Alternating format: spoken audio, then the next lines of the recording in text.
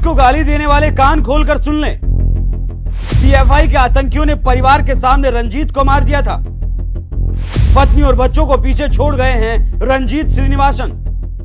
पत्नी और परिवार का नया परिवार बन गया है आरएसएस। आरएसएस ने रंजीत श्रीनिवासन के परिवार की हर जरूरत का रखा है ख्याल। तभी शायद रंजीत श्रीनिवासन की पत्नी ने आरएसएस को बताया है साहस।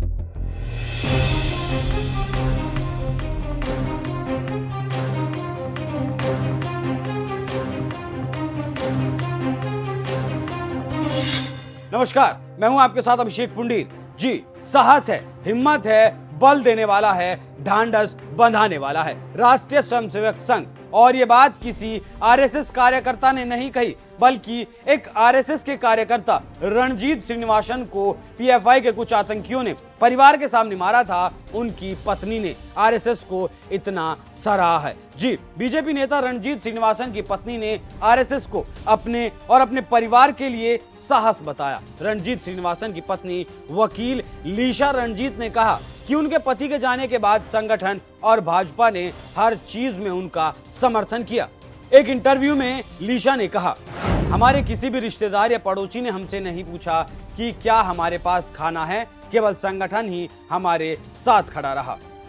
लीशा ने राष्ट्रीय स्वयंसेवक संघ के बारे में यह भी कहा, जिस संगठन पर मेरे पति का विश्वास था वो हमारे साथ खड़ा था। हम आमतौर पर ओणम और विशु को भव्य तरीके से मानते हैं। हम विशु कहानी रखते थे और 2 पायसम बनाते थे। उनके निधन से हमारे सारे त्योहार फीके पड़ गए। वो विशु दिवस पर अपने बच्चों को विशु कहानी दिखाने के लिए जगाते थे और हर काम में सबसे आगे रहते थे। हमने उनके निधन के बाद आए पहले विशु पर काजी और चमनथी बनाई। उस दिन सभी प्रचारक घर आए और हमारे साथ भोजन किया। कुछ भाई ऐसे भी होते हैं, वो सभी त्योहारों पर हमसे मिलने आते हैं। उन्होंने हमें चिंता नहीं करने दी। संगठन और बीजेपी के लोग मेरे बच्चों के लिए मिठाइयाँ खरीदते थे। हमारे किसी भी रिश्तेदार और पड़ोसी ने हमसे नहीं पूछा कि हमने बच्चों के लिए ओणा कोड़ी खरीदा या नहीं, लेकिन आरएसएस और बीजेपी ने पूरा ख्याल रखा। वाकई ये देश के राष्ट्रीय स्वयंसेवक संघ की ओर बीजेपी की अच्छाई है। तो जो रणजीत श्रीनिवासन के जाने के बाद उनकी पत्नी, उनके बच्चों को अच्छे से वो ख्याल रख रहे हैं। आरएसएस और बीजेपी को गाली देने वालों को लीशा रणजीत की बातों को जरूर सुनना चाहिए। लीशा कहती हैं, वो कभी भी केस के बारे में बात नहीं करते।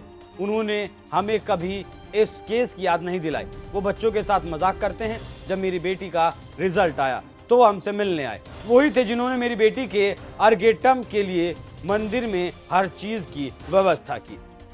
लीशा पति रणजीत श्रीनिवासन की बात को याद करते हुए कहते हैं, मेरे पति ने एक बार मुझसे कहा था कि तुम्हें शादी के बाद संघ परिवार के सदस्य के रूप में यहाँ लाया गया है, ना कि कुन्नूपुरम परिवार के सदस्य के रूप में।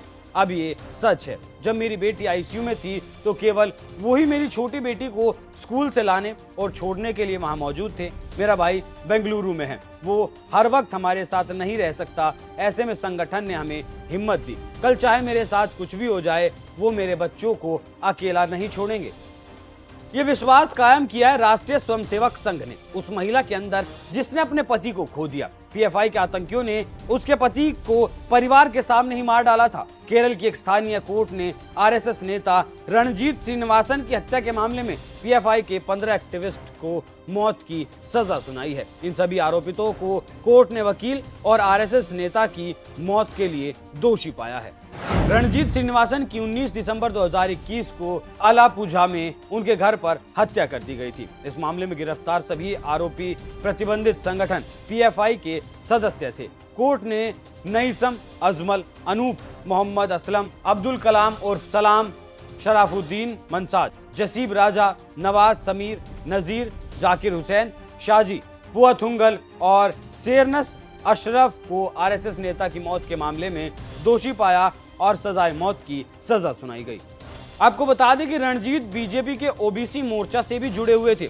उन्हें 19 दिसंबर 2021 को उनके घर में पत्नी और मां के सामने मार दिया गया था। पीड़ित पक्ष ने कोर्ट से दोषियों को अधिकतम सजा देने की मांग की थी, जो कि दोषियों को मिली थी। जानकारी के लिए आपको बता दें कि जिस पीएफआई के लोगों ने रणजीत की जान ली, उस पीएफआई को केंद्र सरकार ने 27 अगस्त 2022 को 5 साल के लिए बैन कर दिया। सरकार ने यूएपीए के तहत ये एक्शन लिया। पीएफआई के अलावा 8 और संगठनों पर कार्रवाई की थी। सरकार ने कहा था कि पीएफआई और उससे जुड़े संगठनों की गतिविधियां देश की सुरक्षा के लिए बड़ा खतरा हैं। इन सभी के खिलाफ टेरर लिंक के सबूत मिले थे। वहीं पीएफआई पर ऐसी कार्रवाई के बाद दोषियों के लिए सजा का ऐलान भी हो गया और आरएसएस और बीजेपी ने परिवार का बहुत साथ निभाया है। तभी तो लीशा ने आरएसएस और बीजेपी को अपनी हिम्मत और साहस बताया। वैसे आप आरएसएस और बीजेपी को लेकर लीशा ने जो कहा है, इस बारे में क्या विचार रखते हैं? अपनी राय हमें कमेंट कर जरूर बताएं। नमस्कार।